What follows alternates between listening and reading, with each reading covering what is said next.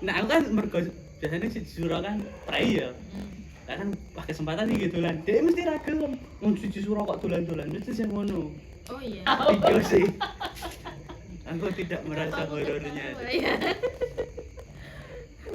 Lu soalnya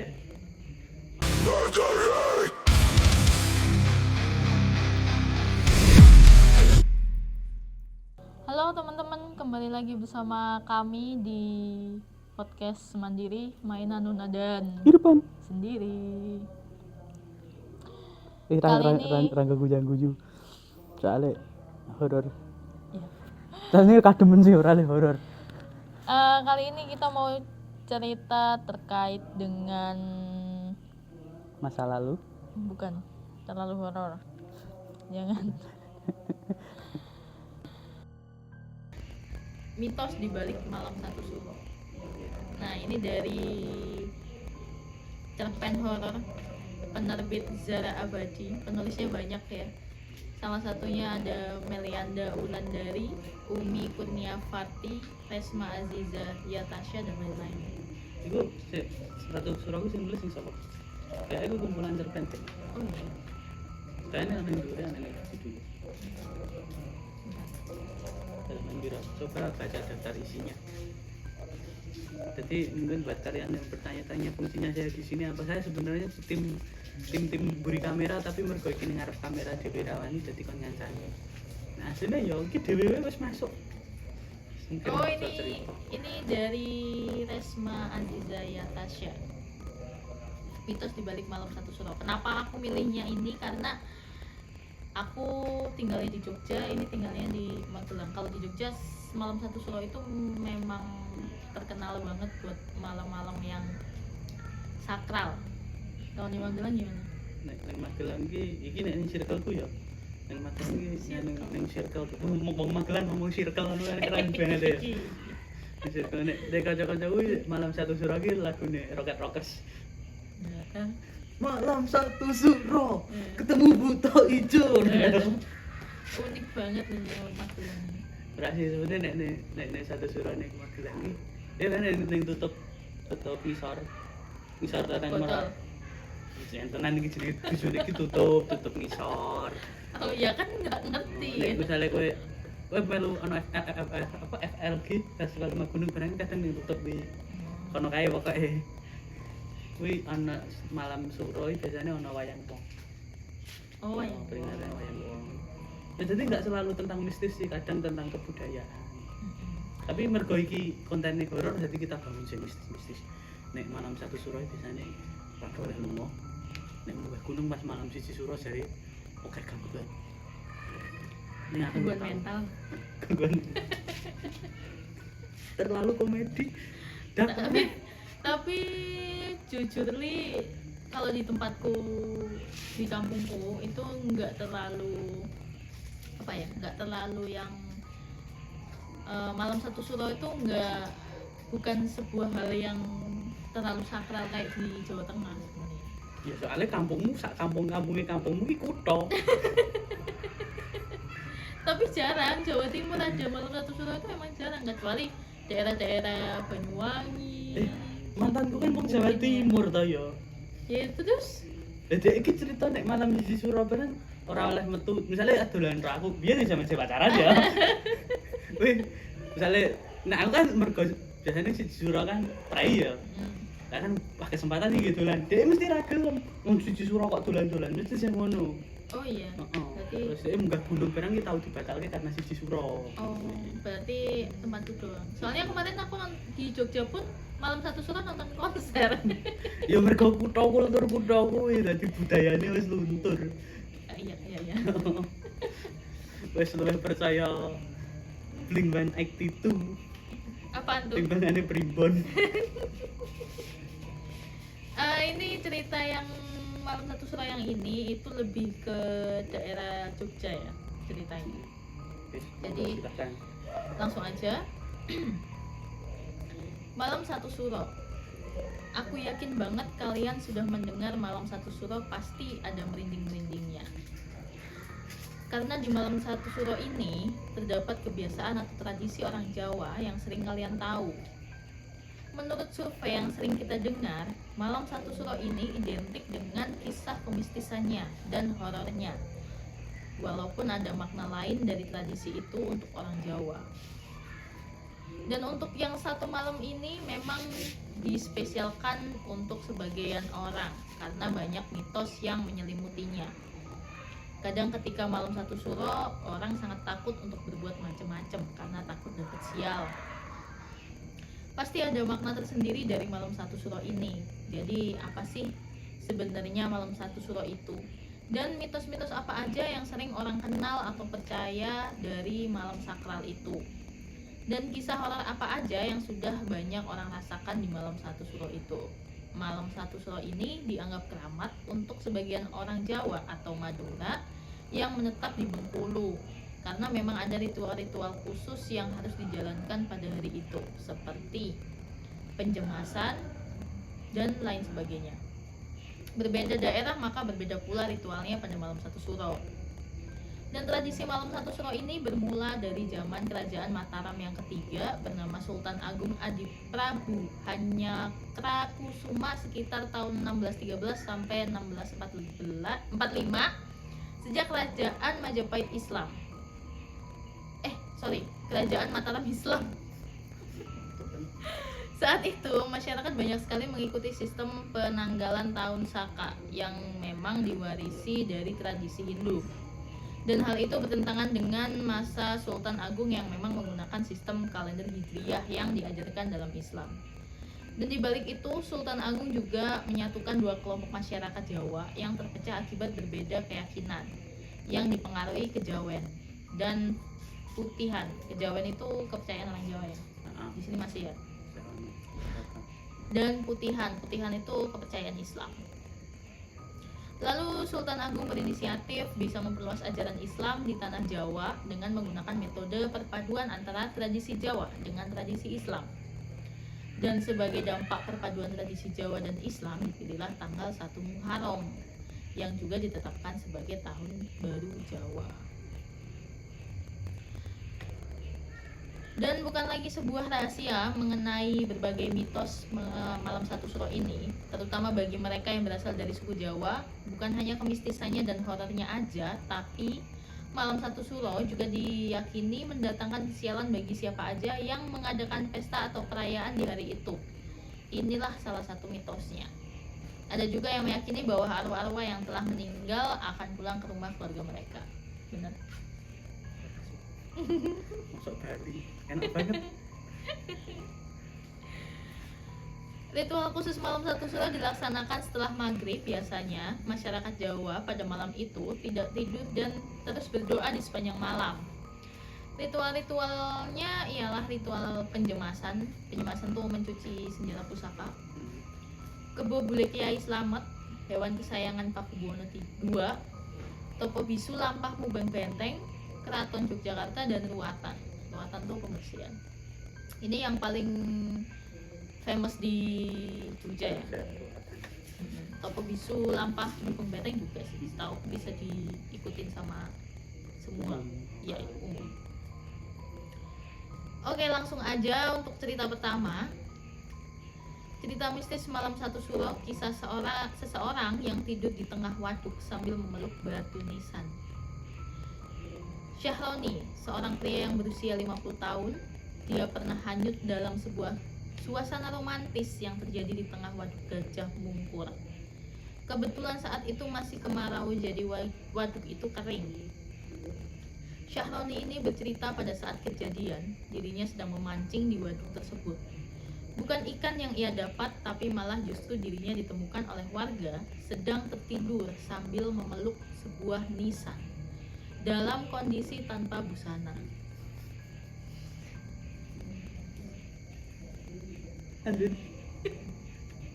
Dan lebih mengejutkannya lagi, saat dia dibangunkan oleh warga, Syahroni ini mengaku hilang ingatan, teman-teman.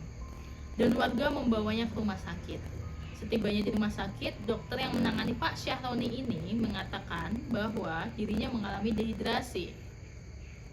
Kembali lagi ke waduk, ada sebuah makam yang akan terlihat di waduk itu saat kemarau tiba, dan makam itu terlihat utuh. Dan makam itulah yang dipeluk oleh Pak Syahroni selama satu hari satu malam. Setelah ingatan Pak Syahroni kembali, bapak ini menceritakan pengalaman mistisnya. Di saat malam itu, dia bertemu dengan seorang perempuan muda yang mengajaknya berkeliling desa dan ia diajak menginap di rumah wanita tersebut. Ternyata Pak Syahroni ini mabuk cinta oleh wanita muda ini, sampai melupakan anak istri dan cucunya yang berada di rumahnya. Wanita itu mengaku namanya Nita. Nita meninggal dikarenakan gantung diri akibat ditinggalkan oleh kekasihnya. Dan nisan yang dipeluk Pak Syahroni adalah nisan Nita. Dan ternyata Pak Syahroni keluar rumah tepat pada malam satu suro. Itu cerita pertama dari malam satu suro. Anjir kok. Kenapa aku ketawa? Iya sih. Aku tidak merasa Kenapa aku horornya. ketawa, ya? Lu soalnya ono beberapa kejadian unik-unik ngono kuwi nek kanca-kancaku ngalami sing hal unik-unik ngono kaya ditemukan utuh melok kicing. Nah, kancaku ono beberapa angkringan terus bos ini memperkosa aspal ini gara-gara jamur. Mendem jamur. Jadi tanda tanya sih. Itu bener-bener ya mohon maaf nek misalnya bener-bener terjadi tapi ya neng visualku itu malah lucu. Sama. Oh, mana kan Juga. iku bapaknya namanya Saroni to ya. Lah ning visual gue tergambar gue coba Soto Rasudiro. Saroni itu. Preman in love. Parah. Tapi emang nggak horor sih ya kayaknya ya. Aku juga ketawa. Kenapa bisa gitu? Nah, menurutmu gitu skenario nih. Terus tadi halusinasi begitu ya. Halusinasi enak-enak karo mbak-mbak iku mau terus. Oh, logikanya. Terus memeluk nisane. Sebelum sendiri kepi mau nih pengen ide iki mbak-mbak gue sebelum kicing. Mungkin fetisnya dia. Tadi saya kicing. Fetisnya dia gitu. Tapi seserem itu kah malam satu suram gitu. Iki masih bosan cerita minta. Ada cerita kedua tapi bentar. Kita bahas yang tadi dulu. Pak Saroni sih. Jadi bapak Mungkin dia yang nggak kebanyakan mention. tapi kisah nyata orang sih. Kayaknya kisah nyata ya karena di waduk apa tadi Gajah Mungkur. Unik sih sing kowe dek Maro terus sing mau waduke kan mana kampung ya terus ditenggelamkan misalnya kayak makam bapak barangnya jadi nek kemarau terus airnya surut nah kuwi ketok kabeh. Dadi unik. Mungkin ada makhluk halusnya, mungkin ada. Tapi kalau Pak Syahroni ya mohon maaf. Kenapa? Kenapa lu Telanjang. iya. Tapi misalnya diganggu setan tenan ya. Setannya selera komedinya tinggi banget. Mbak Nita ini ya. Oh iya, susah. ah. Susah, Mbak Nita. Oke, kita lanjut ke cerita kedua. Masih tentang malam satu suro. Kisah mistis dari anak indigo di malam satu suro yang bernama Nano QB. Iki yo lucu. Kok oke pas lucu. Kiubil. Lagi lo jenenge lo Nano QB. Nano kiubil. Rubah ekor 9. Nah, itu. Ayo. Si QB gimana sih? Nano mengaku ia menjamas pusakanya pada malam ritual yang ia miliki, yaitu pusaka Godong Suro. Pada suatu hari, tepat malam satu suro, ia lupa dimandikan pusakanya karena pada saat itu ia sedang berada di luar kota. Karena pusaka tersebut tidak dijamas atau dimandikan, Nano pun diteror oleh suara-suara aneh dari dalam peti kayu tersebut. Suara itu muncul 1 jam 1 kali dengan 3 kali ketukan. Kejadian itu terjadi berulang kali. Hawa dan suasana rumah menjadi panas walau sudah menyalakan kipas angin. Karena keluarganya yang ada di rumah itu sudah gelisah, ibu Nano pun teringat bahwa anaknya memiliki pusaka. Ibunya pun menelepon anaknya tersebut dan menceritakan apa yang terjadi kepada Nano. Dan pada saat itu Nano pun teringat bahwa malam itu malam satu suro. Sayang saat malam itu Nano tidak dapat pulang langsung karena dia sedang berada di luar kota. Ia bisa pulang setelah 3 hari kemudian. Dan selama 3 hari itu beberapa peristiwa terjadi di mana anak itu sempat melihat sosok nenek-nenek yang mengenakan konde dan anting berwarna hitam di dekat peti penyimpanan Nano. Keesokannya ada seorang tetangga yang datang ke rumah Nano untuk mengobrol dengan ibunya Nano. Tapi tak lama kemudian tetangganya itu kesurupan dengan mata melotot dan badannya kaku selama 15 menit. Bahkan sampai pingsan. Setelah sadarkan diri, tetangganya mengatakan dia melihat sosok besar, tinggi berwarna hitam.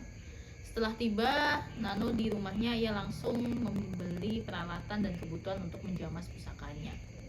Jadi inilah kisah kejadian malam Satu Suro. Seperti yang sudah dijelaskan bahwa malam Satu Suro ini sangat kental dengan suasana mistis.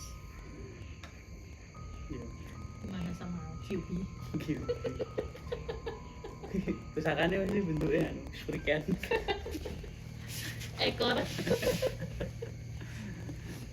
Nek ngomongin masalah pusaka ya. Jadi ning kamar adikku saiki ana pedang sing ditambahke. Aku pedang yang mbane mbahku ngono. Nek mbah buyutku yang asline bapakne mbahku ki asline pedang kuwi ana isine, asline pedang sing biyen yo nggo perang ngono. Dadi ana isine ngono. Tapi mergo diopeni karo mbahku dan mbahku ki cepet babagan ngono kuwi. Wis ora tau ditusi, ora tau dikai sajen, ora tau dikai opo. Ya dadi tekan saiki ora perlu dikai sajen dan sebagainya. Emang sebenarnya gitu. Kalau kita ngasih makan kan orang pasti minta ya. Ya ming nek mbahku pesene pas di pedang digawa adikku mrene. Anggewan tak damlake kamar. Mbahku ojo ngasih kena geteh. Mesti ojo ngasih nggih nglarani wong apa karena nek jarine mitose nek wis tau nggih nglarani wong apa ngono kaya ibaratnya misale senjata nggon film-film aktif meneh ngono. Oh. Dadi ana menune meneh. Dadi isine Terpancing. terpancing. Ya tahu maksudnya kena geteh ki ya mungkin mbah menggo manti-manti ben ra disalahgunakan nggo gedut nggo apa atau mancen ngono kuwi. Tapi soalnya ana fenomena unik iki senjatane wis karaten ngene to. Tapi pernah dicoba nggo menclas kayu langsung tegel padahal karaten to. Jadi kaya ora landhep ngono to. Tapi nggih kalau nganu kayu langsung tegel. Dijajal ngono kuwi iso. Bisa sih. Gitu. Emang biasanya kayak gitu. Kalau ya ibaratnya kalau kita ngasih makan pasti kasih makan orang kan orang itu pasti minta lagi sama kita kan. Sama kayak gitu kalau pusaka setahu aku juga gitu. Ya, tapi nek ngomong rendition dan dikai banget terus jaluk meneh emang jaluk rendition. Kowe itu. Gue ada duit nih kan. Mah piye? Nek kae bareng tak ajari langsung ana jaluk to. Tentu kurang ajar. Itu untuk cerita kali ini ya teman-teman tentang malam Satu Suro. Kalau teman-teman punya pandangan sendiri tentang malam Satu Suro boleh. Cek. Gue nonton konser malam Satu Suro to. Iya. Kan yang dile nonton. Itu sana. Berarti bareng karo wong mubun beta ngasine ya. Iya, tapi kan beda tempat. Tapi panitiane kendel sih. Enggak tahu ya. Wis tadi luwe salut karo ora harus sing nonton ro panitiane. Gawe event pas di Suro konser. Iya, padahal aku baru.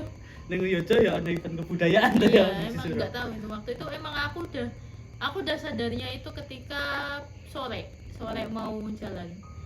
Terus aku ngecek kan ternyata hari ini malam Satu Suro. Mau berangkat nggak berangkat tuh Eman-eman. eman-eman. Tuku tiket. Iya mending bismillah bae. Ya, tapi nek sepengalamanku pun misalkan gue iki mantep yakin ora kesuges karo kuwi ya aman-aman bae. Tapi waktu itu ada pengalaman juga sih, temanku kan ada yang bisa nonton hal-hal kayak gitu tuh. Dia tiba-tiba ketawa-ketawa sendiri. Aku tanyain kenapa ketawa-ketawa. Masa di tempat konser ini banyak yang bawa tuyul ya? Sumpah. Padahal itu bukan konser high class yang Iya. luxury gitu loh, enggak. Itu kayak konser dangdut loh, anak ngomong loh. Maksudnya gawa tuyul ini sing dicipoi opo? Ya nyopet dengan aman bener. Ya maksudku iki sing teko ngomongan iki ya bukan tempat untuk yang membawa koyo berlian, koyo mas-masan, kayak uang banyak segepok pun tuh kayaknya nggak ada deh yang bawa kayak gitu. Dan Mungkin bisa jadi situ Yule iku fan ro artis sing konser terus dijak ngono Oh, bisa jadi. Nek soalnya yang nonton tuh bocil-bocil. Berarti konser dangdut iki. Yoi. Soalnya bocil-bocil oke. gitu teman-teman. Apik siji suro. Ya, Tapi itu. le ngangkat tema siji suro le syuting 17 Agustus. Nggak apa-apa kan bebas. Menjelaskan malam satu suro di malam apapun tuh Iya, bebas. soalnya nek syuting siji suro tenan rawani to kowe. Angkat tangan. Bye bye. Thank you.